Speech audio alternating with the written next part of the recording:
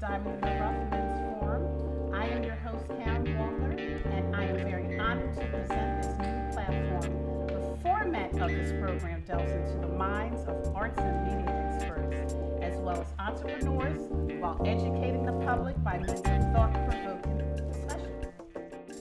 Hello, my name is Anise Taylor. I am a menswear stylist, born and raised in Philadelphia, but currently live in Los Angeles, California. I work with primarily professional athletes that want to improve their personal style as well as everyday men.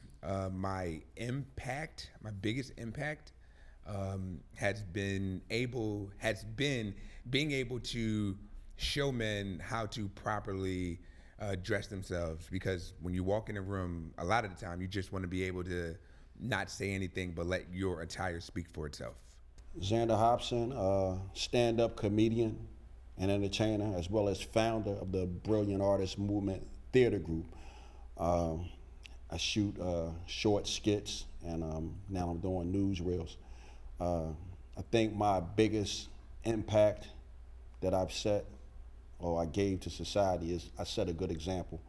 Hello, my name is Mark Vance. I'm a 25-year IT professional with my own small business called Budget Conscious Computer Repair.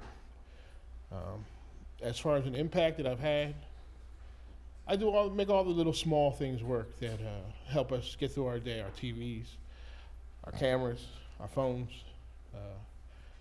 our wireless security, and that's what I do. Hello, my name is Halim Bledsoe. I'm a host here at Philly Cam. My show is called The Encouraged. I host young people, talented artists from business, you name it. They come on the show, and they're able to have a voice. My name is Bradley Zaire. I reside in Philadelphia, Pennsylvania. I'm an actor, producer. I host the show Color versus Culture. Filmmaker. I guess my biggest impact would be that I took the average person and put them inside of a short film who didn't really believe in themselves, and now they do. On behalf of women globally, thank you. We appreciate and value your hard work and dedication to our families and communities. I must say that I'm in awe of my panelists here today. While they are all exceptionally talented and highly regarded, each of them consistently works in their respective specialties to provide endless contributions to our community. Okay, so before we get started, I would much appreciate it if we could begin our dialogue, okay, about how you use your professional expertise to mentor and advocate our youth. Charles? Sure, my professional expertise. Currently I am working in, not necessarily school district, but I'm working with the organization that has maybe over 50 sites and working with children, early education. And so for me, it's about making sure that they see a male presence there, especially a black male presence there that they don't normally see. Right. Growing up as kind of like toddlers, going to the 3rd, 4th, 5th grade, they normally don't see that.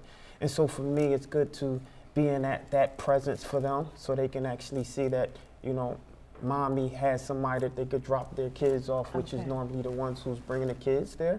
We do have some fathers, but for the most part, all they see is mommy. They see mommy bringing them to the school, and that's where it stops, right? But now you see a few men there, and that's kind of like how I use kind of my expertise to advocate for children, especially males, yeah. Excellent. Yeah. Tyreece?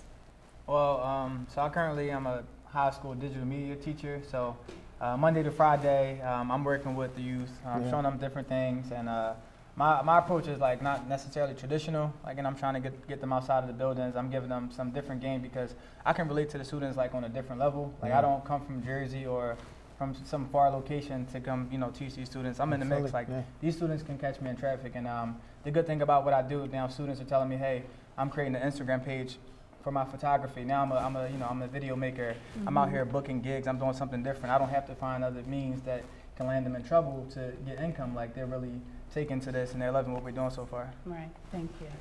Anise? Great question though, by the way. Thank you, Karen. So what do I do to motivate the youth?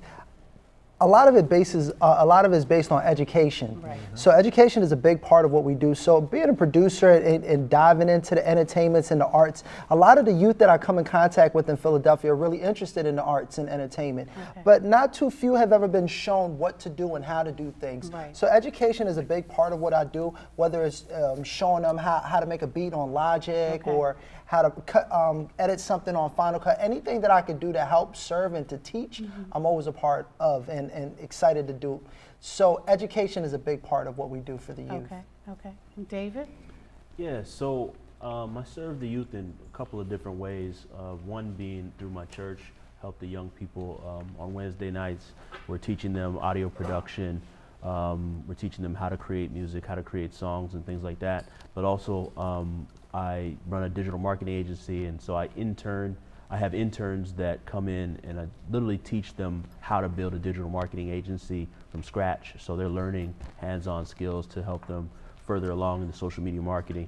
And then lastly, I just took on an adjunct professor role at Temple University, so I'm teaching young people there how to leverage social media marketing. Okay. Shout out to Temple U. Yeah, hey. Absolutely. All right. The city of Philadelphia's demographics have changed Yes.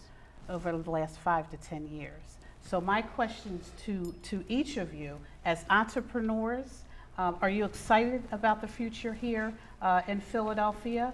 I'd first like Tyreece to answer this question. Tyreece is a movie maker here in the city of Philadelphia, and tell me more about what you've actually produced as well. Okay, so I've produced a lot actually. To this date, I'm at about like 28 music videos. Okay.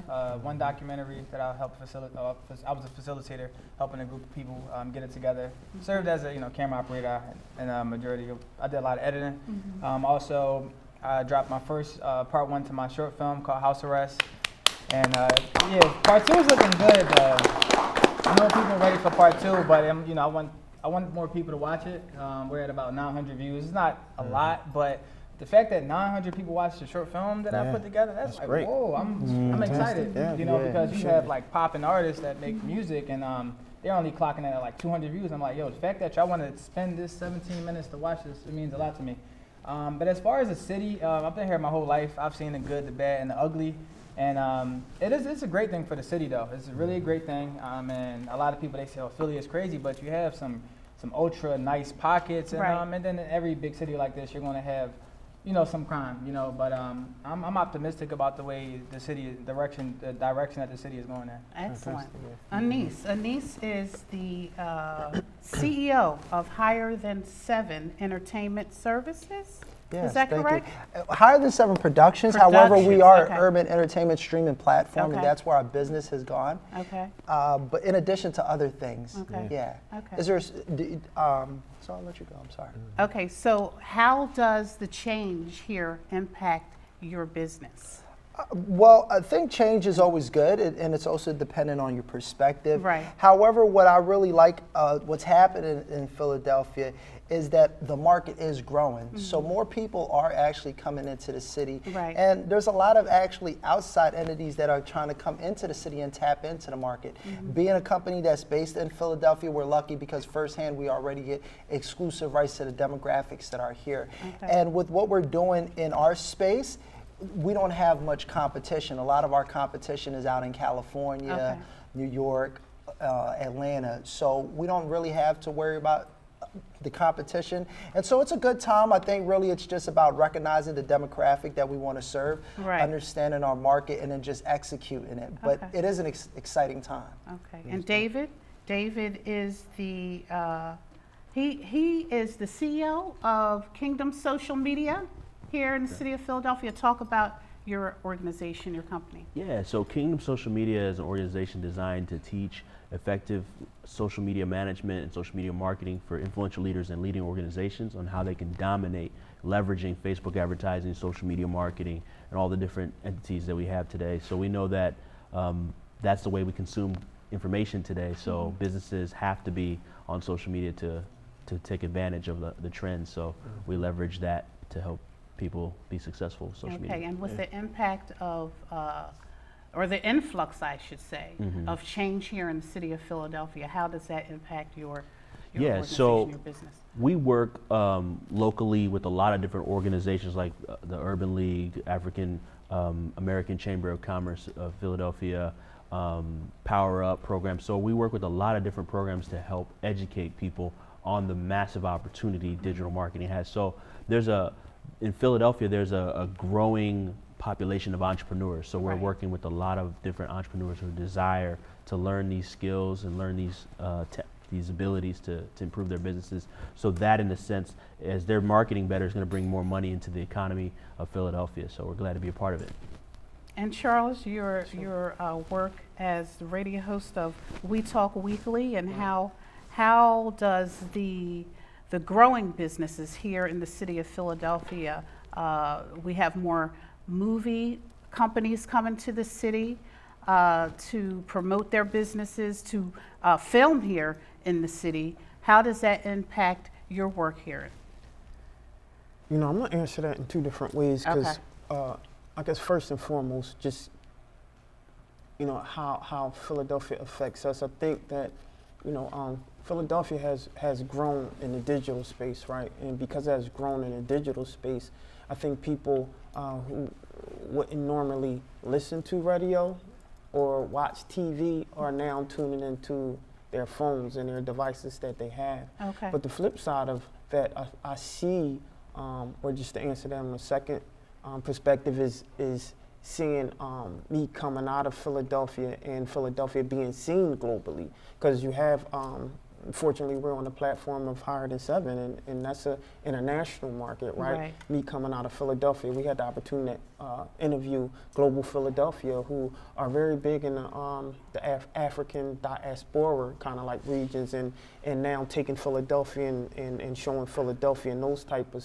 spaces. So I think just coming out of Philadelphia it's exciting to see Philadelphia being seen differently and in different spaces. Right. If that makes a lot of yeah. sense. Yeah. Thank you, guys. Anise, would you be the first of the panelists to speak on your experiences while discovering your talent? Okay?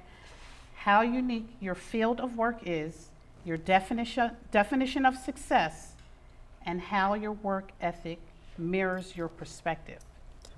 Okay? So I guess the question is being what got me to understand my talent? Yes. All right. So first off, it's about just finding something that you're passionate about and you enjoy. I really didn't know that I wanted to get into production and making film and getting to the point of actually starting a network until I started and got in the process. Okay. After the first music video that we completed, within producing a song, writing the treatment, directing the video, doing the entire 9, and then finally seeing the finished product at that moment, and this was close to 10 years ago, I knew that this is what I wanted to do forever. It was an instant moment that I can't really explain it, but it just felt comfortable. It felt comfortable going through the process and going through that journey. So understanding that and being true to myself, I found the success in my happiness. Okay. So that's the definition that I would say would be for success, is the happiness that I get when I'm actually producing. Nothing monetary, because especially when you're doing it on an independent level, you're not going to see that financial gain until possibly later. Right. But there's no room for instant gratification, but right? I'm excited with what I'm doing. Every morning when I'm waking up, I'm excited, I'm motivated, working with people like Charles and We Talk Weekly, Lawrence Sizzle and Sparkle, and being able to engage with partners like that to Powerful build women. something from the bottom Absolutely. though. It excites me every day. Yes. So this is really where I feel that happiness comes, and from that we feel successful. Excellent, excellent. Thank you. David? Yeah, so to answer the first part of your question, it started for me growing up in a very strict household. My parents are from Ghana, West Africa. We were given 4 options: become a lawyer, a doctor, an engineer, an accountant. And so I was supposed to be the engineer, my brother was supposed to be the doctor, and realizing that in the college I had no passion to be an engineer. I was doing it just to please my mom. Okay. And got into digital media, and this is around the time MySpace and Facebook had just come out. Actually, MySpace was there first, and then Facebook was just coming out. So I was using it for fun. I didn't know that this would be an industry. I didn't know that it would be something that be a way of communication for us today. And I was just using it to help friends of mine who were artists, creatives, people into different things, and it started to grow, and businesses started to reach out and said, hey, can you help me with that? So it just turned in from a natural curiosity into leading to building a business. And so I've always been passionate about media, and also as well as teaching and training people. And to answer the second part of your question, so back actually the first part of your question, so it's really just discovery, as Anise was saying, passion, discovering your passion and finding out what you're naturally good at, what you're, I always say, what you're unconsciously amazing at, what you can do and you don't even realize you're so good at it. But the success piece, I think, comes from being multidimensional. I believe, for me personally, success is not, success in one area. Agreed. So if I have millions or billions in the bank, and I know my wife doesn't have a good relationship with me, or my kids don't have a good relationship with me, that's not success to me. So success is multidimensional. It's like a Rolls Royce with one bad tire. It's useless. Okay. Right? So you gotta have all of that working together to be successful. So success is multidimensional in every area. Tyreece, you want to chime in on this? Yeah. Yeah. As far as like my journey, it's pretty interesting because I randomly one day, I'm from the Blumberg Projects. They knocked the projects down. They kind of like gentrified the neighborhood. They're doing something new with the neighborhood. I'm looking at my friend off the balcony, and he takes me to a community center. And from that community center, I get an opportunity to do a photography program, which I was being paid. And I had fun doing it, and I met a mentor there, and she introduced me to video. Like, she randomly told me one day, she said, hey, they're doing a video program the following summer. Do you want to do it? And that was 2007. Okay. And from there on, I kept working with different organizations, producing films, and I was calling myself a filmmaker and a photographer before I was actually any good. And then I just practicing, and I got with like a lot of different nonprofits in the city.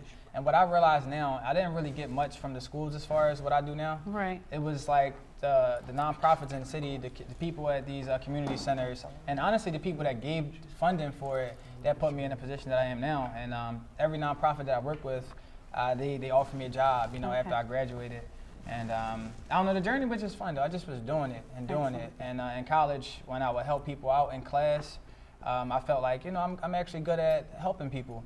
And it's really important for me to do what I'm doing now as far as teaching, because if it wasn't for my mentors, I wouldn't have really found this love. She didn't have to tell me about that program, you know what I mean? And if it wasn't for her, I don't know what I would be doing today.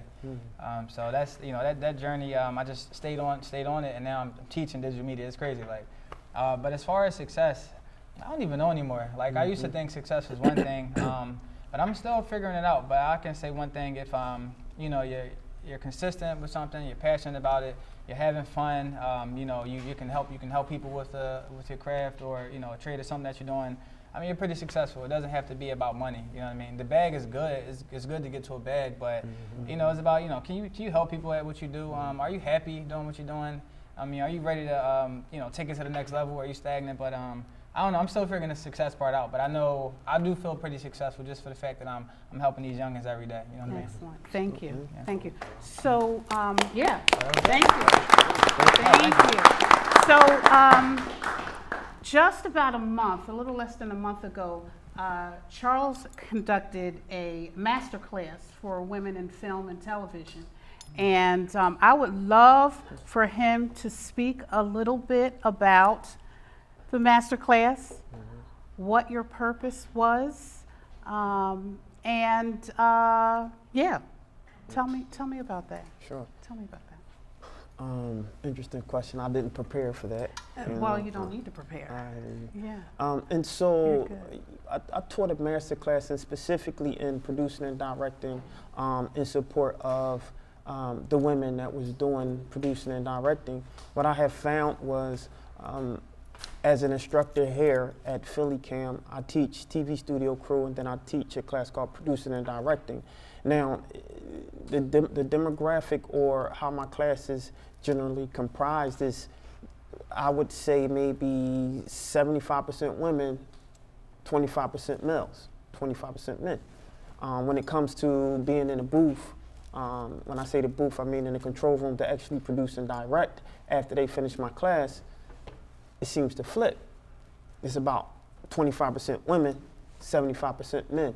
And I seen a lot of women kind of dwindle off as it relates to, I guess, how confident they are as a producer and director. So me seeing a need and me wanting to say, okay, well, it's something here, it's something that's wrong here. I need to be able to, as a man, right, in support of my quote unquote sisters, see how I can support that.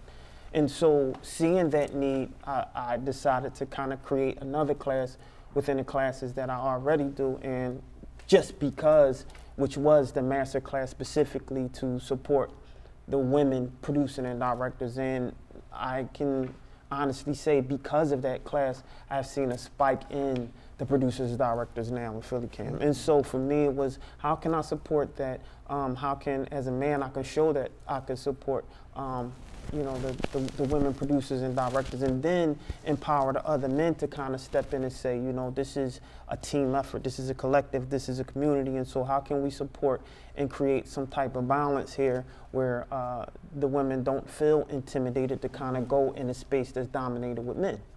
And so I just kind of challenge men now to take that step back and say, if you see a need there, to kind of assist, and that's why I did that. Yeah. Excellent, excellent. So in relation to that, let's talk more about. Which, by the way, excuse me. Sure. Which, by the way, if you look actually in the control room right now, is nothing but women. So that's exciting for me. Behind camera. The whole Thank crew you. is all women. The whole Thank crew is you. all Thank on you. camera. Thank you. The host, I think that's great. Yeah. Actually, we have a camera. We have a few people who actually attended the class that's part of your crew, which Yes. I'm excited. Yes. And you. Yeah. Yeah. She's Yeah. waving. No doubt. I'm excited about Yeah, that. it was yeah. an excellent class. Yeah. Thank you, Charles. Absolutely. Charles has done some work on me from the beginning. And I tell you, it's a continuing learning experience.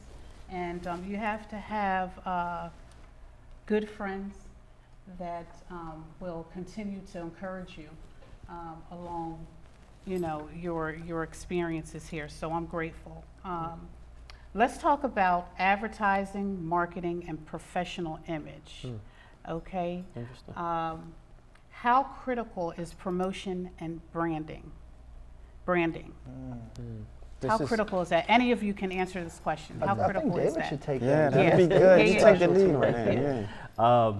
It's essential. I believe that you can't portray something or put something out there if you're not consistently putting what you do or how you do it in a way out there. So I look at it like this: the people that we admire the most aren't necessarily always the best in what they do. Right. They're the best marketed in what they do. So Dr. Oz, everybody knows Dr. Oz. Right. Is Dr. Oz the best doctor? No, he's not the best doctor. He's the most seen doctor on television. Right. And so it's the same with marketing. You've got to be consistent. I always say this all the time, that it's better to be consistently good than inconsistently great. Right. Right? If you're doing That's stuff savvy. all the time, you know, posting on social media, one time we see you, this great post, then next week we don't hear from you. It's better that you posted something okay Right. consistently, Right. week in, week out. So branding and promotion is essential because that's how we establish perceptions. Right. It's how we decide we want to work with certain brands or work with certain people. And consistency is one of the major factors that draws us to our favorite artists, our favorite actors, our favorite actresses. All of those things are done because of promotion. So I think it's essential, and especially today, in today's day and age, everything is digital. Okay. So not everything, a large majority is digital. So you've got to have a digital presence. You've got to be consistent on these platforms Okay.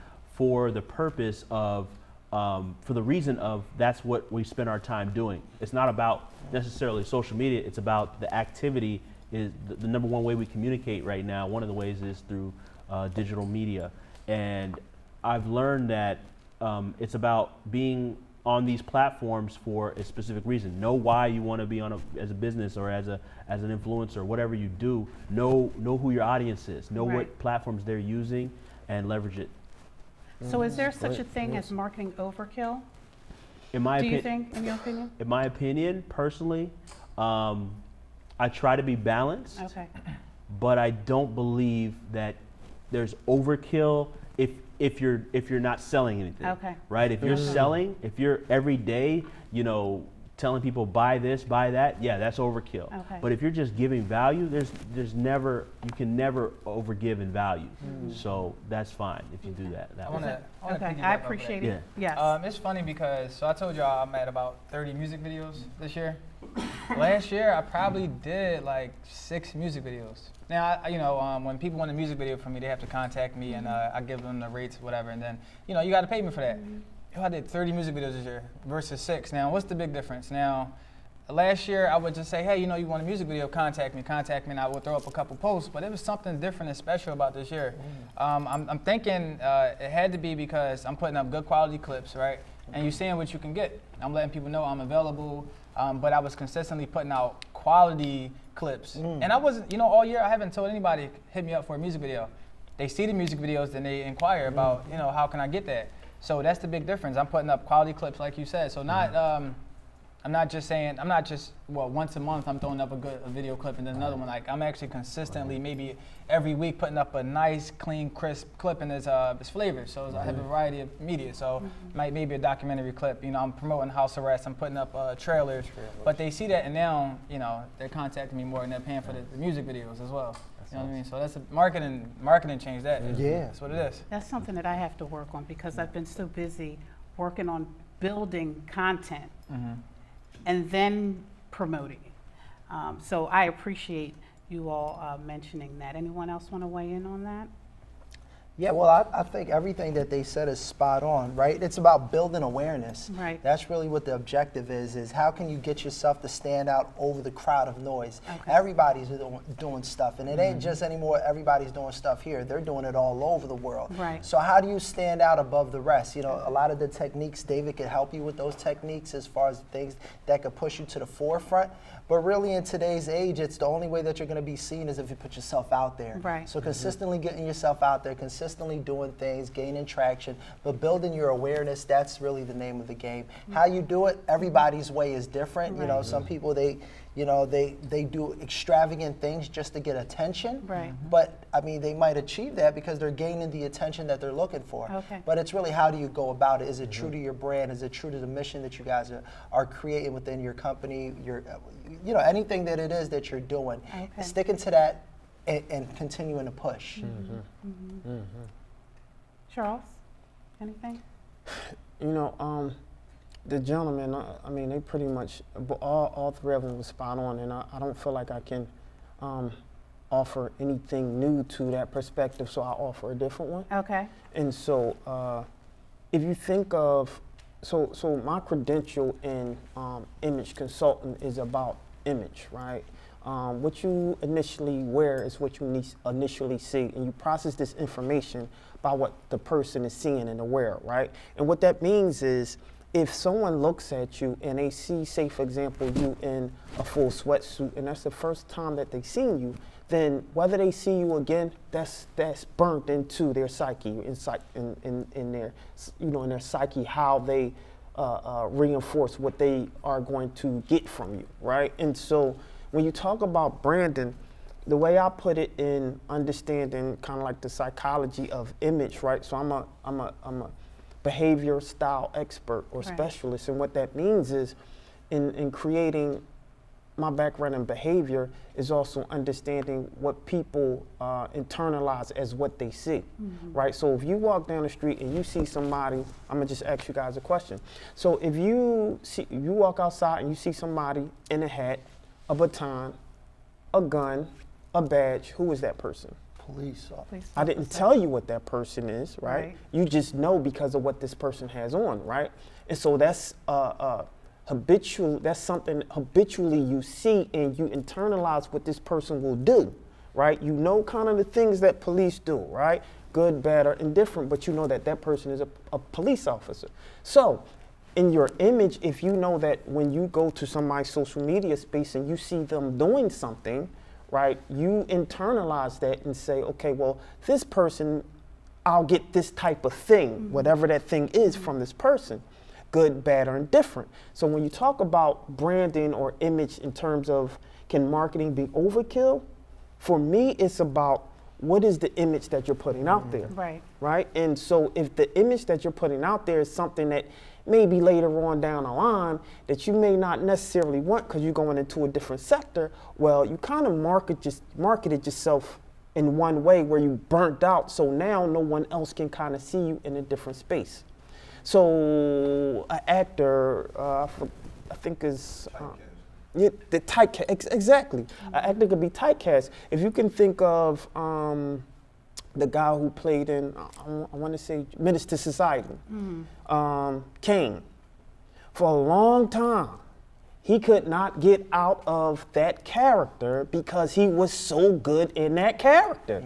So every time you seen him play anything, all you remembered was him being as, you know, who you think you are, I'm going to kill you. He couldn't even play a good or minister or something like that because all you seen was, it was already burnt into you what this person did in this movie, in this television program, if you're typecast. So you have to think of yourself in different perspectives and how you market yourself. And is this something that you want people to see? And that image, do you want that burned into their head? Because if you don't, that's what's already there, and that might be the marketing overkill that killed you potentially, in a matter of speaking. I know that was kind of long, but It's okay. I like it. So we have another wardrobe celebrity stylist in the audience. That's right. His name is Anise Taylor. He and Annie. I have worked on a lot of productions together, and I would love to have your opinion about this particular topic. If you Sure. could just talk a little bit about that. If you could stand up for me, Yeah, please. come on I here. greatly. Come on over. come over, come next Come to on me, over. Annie. Come on, Annie. Yeah, come in. He said he ain't even dressed. That's what those okay. stylists do. They want to look Yeah. cute to talk. Yeah. Come on. You want to come on over? There you go. You are my friend. She takes good care of me, everybody. Yeah. To piggyback off of what my fellow celebrity stylist was saying, is it's very true. We have a responsibility to make sure that we're doing everything in our. Oh, you want me to read that? Or? No. We have a responsibility to make sure that we're doing everything in our power so that things can be done a certain way. And from time to time, it can be tough, but it's like, just do what you need to do. And when he talked about like the psychology of it, I remember one of the very first things that he said to me was like the ABCs of fashion, right?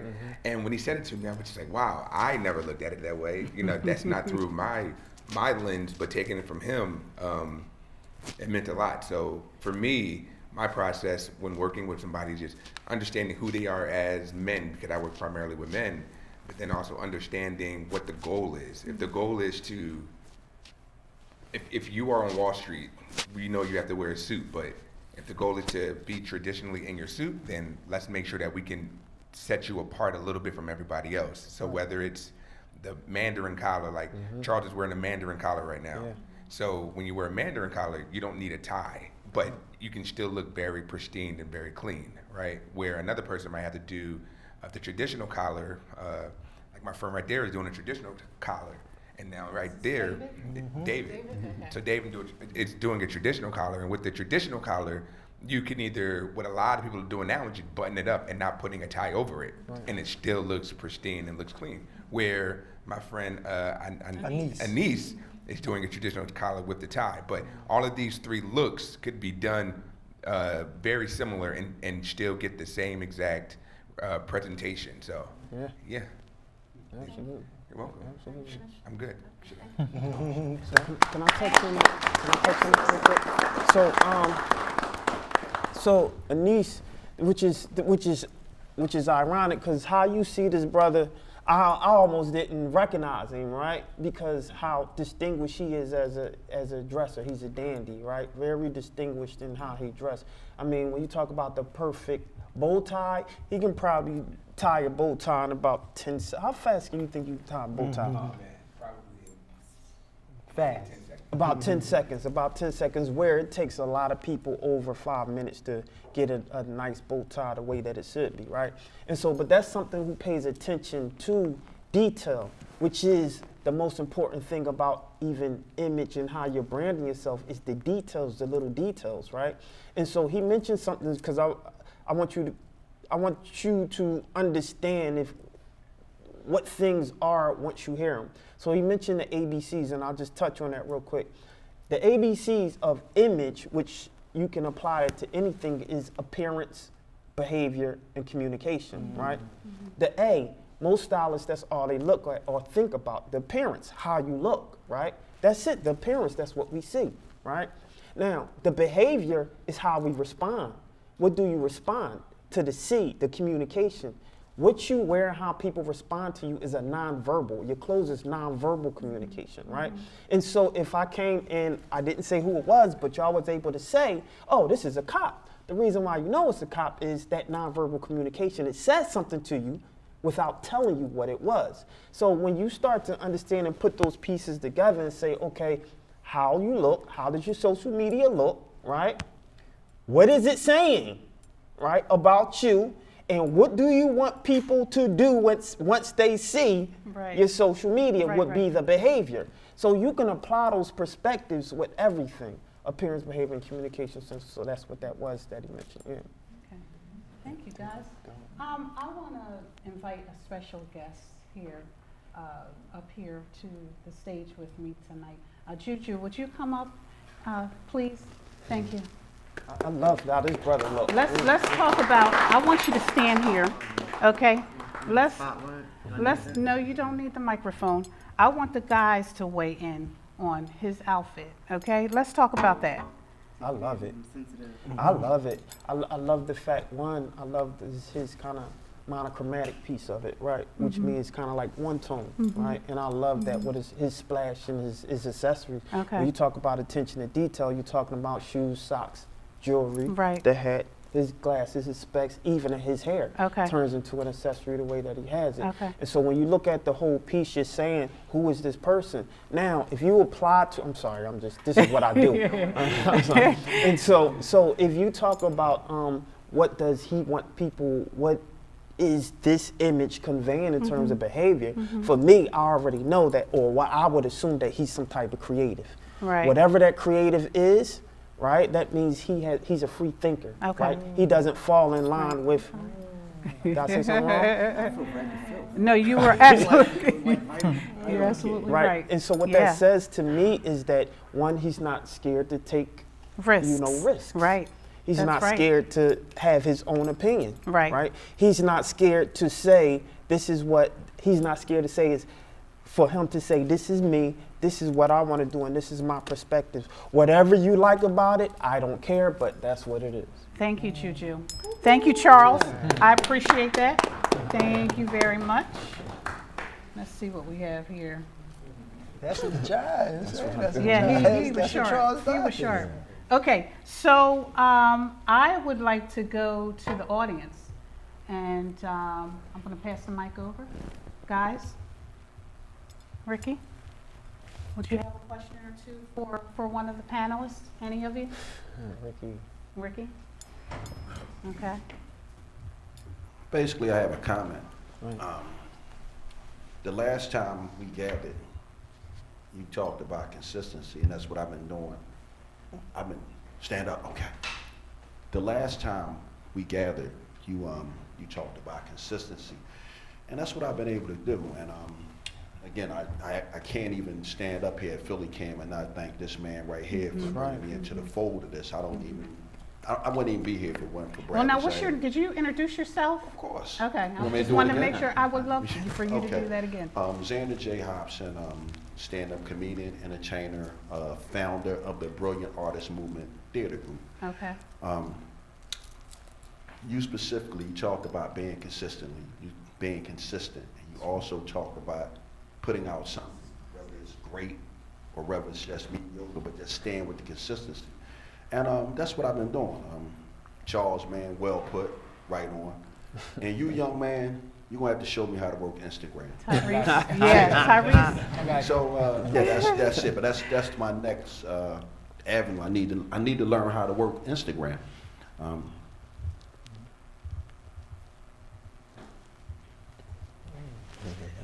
My name is Holland Bledsoe. For those who don't know, I have a question for you two right here. You talked about, dressing and how it, I guess, relates to you. You know, how it stands out. You know, and then branding at the same time. I want to kind of a little bit come at that a little bit with it just really being yourself. You know what I mean? It's just you. Yeah. So even when you brought him to the front and you explained what he has on, even without the wardrobe. Right. Now this is a question. Sure. Even without the wardrobe, how do you depict the difference in that person when you see them without what they wear? That's a good Yeah. question. I mean, Behavior is Yeah, what I would say. behavior. I would say Absolutely. that's where the behavior comes into play. Absolutely. Is the body language, is not speaking, the nonverbal communication of how he's moving. Does he got swag? Is There he you go. confident? Is he backing up? A lot of that, even when it comes to casting, you can see a lot of that when you're looking for somebody to play a role. Some people can act the role, and then there's some people that are the role. yeah. You know, so that has a lot Yeah. to do with it. When I'm looking at it, Charles is a fashion designer. He works with celebrities, and he's a stylist, so he would have a better understanding when you get into the core of that. no, I think I mean, you definitely put it the way I think any can add. I mean, anybody can wear a suit, right? Anybody can put a suit on, right? But certain people may just look better in the suit.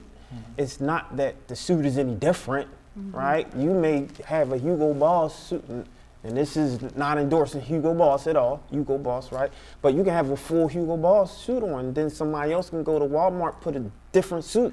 Maybe cost them $50 altogether for a suit, but it's something in that suit that looks better. I don't know, I'm just saying, right? But I'm just saying it's about that confidence, how it's put together, how that person carries that. And that's kind of what it is. It's always the behavior, how you feel, how you want to be perceived, you have to carry that. I'm not going to put a suit on you if that's not what you wear. Because you wouldn't be able to carry that unless you have an event to go to where you just have to wear a suit, right? Right. But it's about you, where are you going, and what the need is, right? And that's where we go with it. Let me say one thing about that, right? It's funny because I'm a teacher. I do a lot of different things, but I'm from the projects. And sometimes I grow my beard out, sometimes I cut it down, sometimes it's like super flat, and sometimes I grow my hair. But so a few days ago, I go to Chick-fil-A, right? And I saw someone, and they looked very professional, and we just sparked a conversation on the Temple. I live around the Temple campus, so we're having a conversation, and something along the lines of I asked the person like, how do I look? What do you think I do? And the person was like in law, like they deal with like law. They're trying to be like a judge, and she was like, yeah, somebody I probably would put in jail. I'm like, whoa. And that threw me off because, and then when students see me, I wear shoes every day, and they don't know nothing about me because like I feel like if you know me, you know me. If you don't, you don't. Right. But that threw me off. Is like if I have on a T-shirt and just some regular jeans and sneaks, I look like an average person from North Philly. But then when I dress like this consistently, I mean, I guess the way I speak, like, oh, you don't get enough. You're not from the project. You're probably from Jersey. And that's like, it's really weird. It threw me off. What's wrong with Jersey, bro? Jersey? Oh. Well, when I was growing up, Jersey, it was like a joke. So if you were like different from us, you were from Jersey. But I grew up and I know better now. But I just want to say that if it's about you and how comfortable you are with what you want to wear, you don't worry about what nobody else thinks unless that's kind of if you're worried about the perceptions, which is the problem with everything. We always worried about how everybody perceives you, but it's about you at the end of the day. And that's society. That's our society. Yeah, Yeah. that's Thank right. you. Thank you. I appreciate that. So I distributed some note cards to the panels here, and I would love if you would talk on your specific topic. We're going to begin with Tyreece. Okay. Okay? And your topic is Health. health. What is your self-care regimen? As a black man, as a man in general, what is your self-care regimen? So self-care, when I'm stressed out, I just get me like a nice backwood and, stuff it full of some good medication. and just get a peace of mind, you know, Okay. just relax myself. I just recently took a trip to Colorado, and it was The a lot of self care Yeah. going on. That's Mm-hmm. what's up. No, I'm joking, yeah. No, honestly though, just staying hydrated, staying focused, trying to get a little workout in because, you know, it's difficult because I wanna make sure, you know, by the time I'm past my 30s and I'm getting to my 40s that I don't try to mess up. I don't know what to say. Like when you're younger, you know how people don't take care of their bodies, but then when they get older, it's too late. I'm just trying to make sure that by the time I get 10 years from now, I'm in good shape. So just watching what I eat, trying to stay hydrated, you know, making sure I don't put too much junk in my body. And, you know, like even younger people, they get like addicted to like pills and all Right. types of you know, Right. drugs that Right. just messes them up early. So just staying away from that and drinking a lot of water. That's pretty much it. I'm not the biggest health guy, but I know it's important, you know. Okay. Yeah. Thank you. Leave that vaping alone. Yeah, how about Vape that? is, yeah, well, I think it's illegal now, right?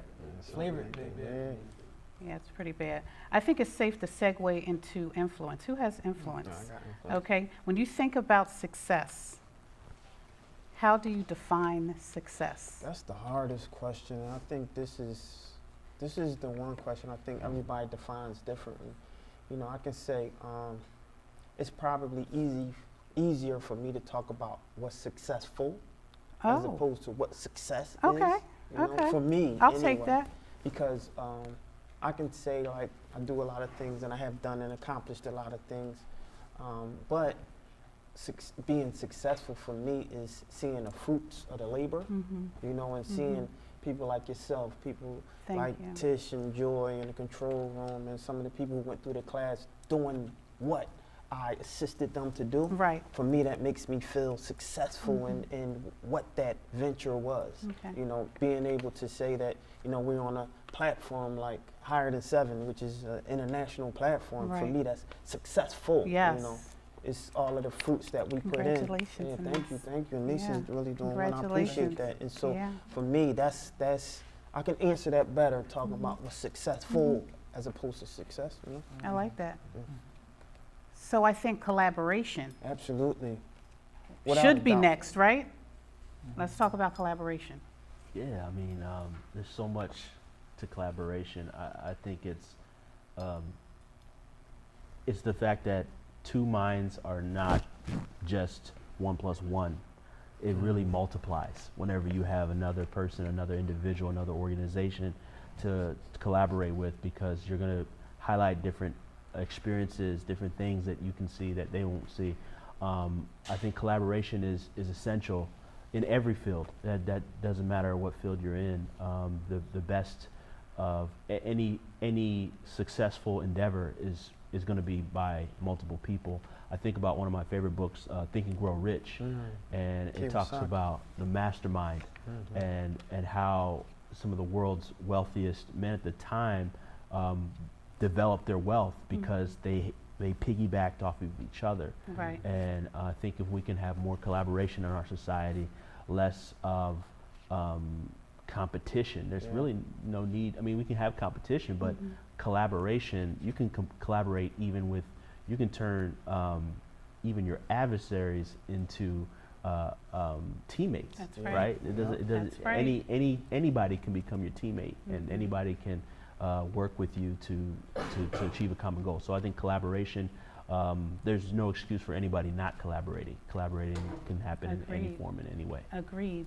And then in that collaboration, leaving a legacy Right, is very important. definitely. Anise, let's talk about that. Wow, legacy, heavy. There's a saying that we live once. I scratch that. I say we only die once. Wow. We live every day. I like it. Wow, I love So we that. live every day. So being present in that moment, living every day, that is our legacy for when we leave this earth, that we have something that we can leave behind. And so building upon that, taking every day that you're alive, being in that present moment, building. So when we're not here, that still stands. I think this country is a perfect example of that. You can look at buildings that are tangible. People could actually build those, and then they're not here. And the pyramids are still standing, those are legacies. And that could pertain to our life as well. Right. So that's how I believe that as long as you're continuing to do good, Right. and you're doing the best that you can every single day that you're alive, when that moment comes that you do go on to that next world, you've left something behind. Right. And hopefully that's a powerful legacy. Excellent. I love that. So Tyreece, would you tell me, how will you leave an indelible mark on the following generations? I like that one. Let's talk about, yeah, it's a good one, right? Honestly, leaving my work. If I died today or tomorrow, my legacy is pretty much like everything that I put my heart and soul into, which is like my craft and my media. And it goes back like about 12 years. Like you can really look back and look at the growth. But also, the youngins can say, yo, the first camera I had in my hand, Powell put the first camera in my hand. These students, they can go off to be, entrepreneurs and own, major media production companies and do a lot and say, I got my start in this digital media class. And it's really about the seeds that you plant. For instance, I took off Thursday. I needed a day to handle some things. And when you take a day, you can take 2 days and it won't go against you. Right. And the guy texted me, you coming in tomorrow? I'm like, yeah, I'm coming in. My friend said, yo, you better than me. I would have just took the 2 days. And I said, I can't do that because these youngs, they're looking forward to working with me.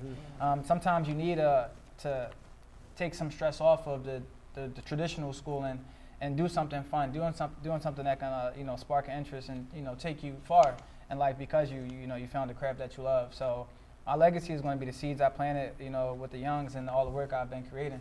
Excellent. Charles, who hasn't spoken on legacy just yet? I mean, I would love for you to speak on legacy. If I can just, I think I planted those seeds, Right. To leave that legacy, not only to my family, but, my extended family, the brothers here, the sisters here. I Right. think, as long as, like I can leave tomorrow and I know that it would be people here to say, oh, Charles told me that, Charles helped me out with that. The one thing I do anytime I teach anything is say that if there's one thing that you get from me is to make sure that because I'm providing a service to you, you just have to promise me you'll pay it forward. I always say that. Just you don't have to give me anything. Just make sure that you pay it forward. And as long as that happens, my legacy is here. Okay. Thank you, gentlemen. We have Mr. David Simons. If you could render your social media platform to our audience. Yes, indeed. You can find me at David D. Simons on Instagram, on Twitter, and then on Facebook. And then my company is Kingdom Social Media, so you can find all my @ symbols on Facebook, Twitter, LinkedIn, Instagram, at Kingdom Social Media. Are you a speaker, coach, trainer, consultant, or professional looking to generate more clients every month without taking more of your time or energy? How would you like to get high-paying clients in your market to use your coaching, consulting, training, or services? Let's face the facts. Most speakers, coaches, and consultants are struggling to make it, or they're on the other end and they're wildly successful. Really, there's no in between. What's the difference between those that are barely making it and those that are doing extremely well? I've found that the key difference between the two is one essential ingredient: systems. My team and I decided to use our talents to help a small group of people we relate with the most to solve some of their most challenging problems. We've dedicated our resources, time, and energy to helping speakers, trainers, consultants, coaches, and professionals dominate their market by creating lead-generating systems through paid advertising. You can book a free strategy session by clicking the Book a Strategy Session button. I guarantee that this will be the best 30 minutes you have invested in your business all year. Go ahead and hit the button, and I'll see you on the other side.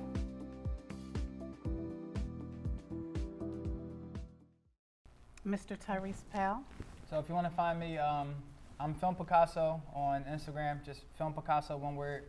It's my personal page, so if I don't recognize you, I might take a second to accept. But also my film page for all my media, everything I'm doing, events, documentaries, films, music videos, 2/3 Films, spelled out TWOTHRD Films, one word. And also, if you go to YouTube, you can type in 2/3 Films and check out all the media I've been creating. Company. Yeah. rain so much the ground sinking. Niggas lose lives in tides versus swimmers. Minimum English, many forsaken, drunk and sedated. Insulated the lungs once angel dust inundated. Slain characters weep and grasp in defenestration. Stumbled upon a bad blunt and couldn't shake it. Gladiators and volley versions of the Appalachians with leg shot warnings cause jump shots to be taken. See the resemblance and the despair. We're related to blood brothers. You know the Khmer tongue delinquents, gangsters paint the street pavements with blood pavement smeller. Gunpowder and the shish kebab lingering. Corner bars disguised as coffee house. Mr. Anise Taylor. Social media, you can find me on Facebook and Instagram at AT Sounds, which is spelled ATSOUNDZ. That's on Instagram. Our company website is higherthan7.com. That's our platform. Please check it out. That's HIGHERTHAN,